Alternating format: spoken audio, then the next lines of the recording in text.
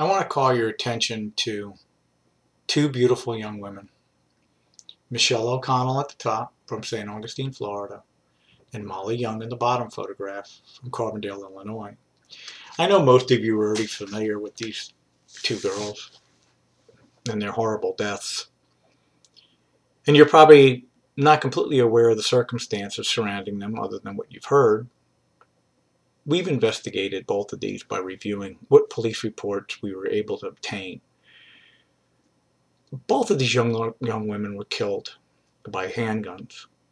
And the handguns that were used belonged to their boyfriends that worked for two different police departments. One worked for Carbondale PD, the other one worked for St. Johns County Sheriff's Office.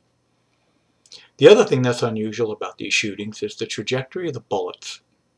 Molly Young's trajectory was from the top of her head almost, just above the ear on the left side, but in a downward position towards her body, which is completely unusual. It never happens in suicides, more like an assassination.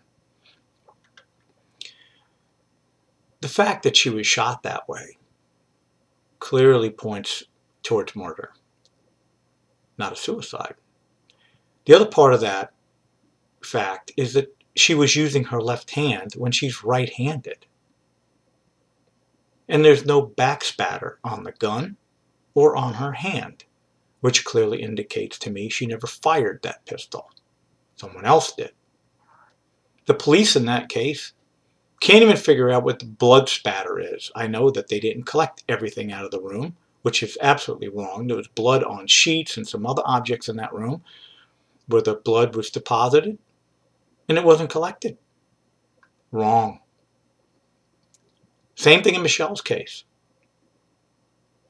Trajectory for Michelle was through the face. It's not a suicide, and it wasn't a contact wound.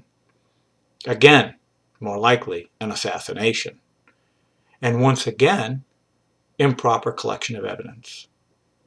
And on top of that, they left both the primary suspects, the boyfriends, remain on the scenes. That's wrong. I've thrown detectives that were not suspects and police officers off my crime scenes. Then I'll tell them, look, you have to wait outside. I've got to process this scene. I don't need you in here all walking around. This is not a dog and pony show. Out. Get out.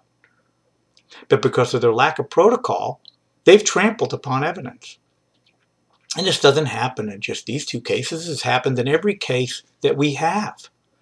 I'm just bringing up Molly and Michelle today because of the similarities in the way they died. And then the similarities in the corruption and the cover-ups and the refusal to provide information to the families and embarrassing and insulting the families by doing so. It has to stop. We're full on. We're ready to stop it. Come with us. Let's do it.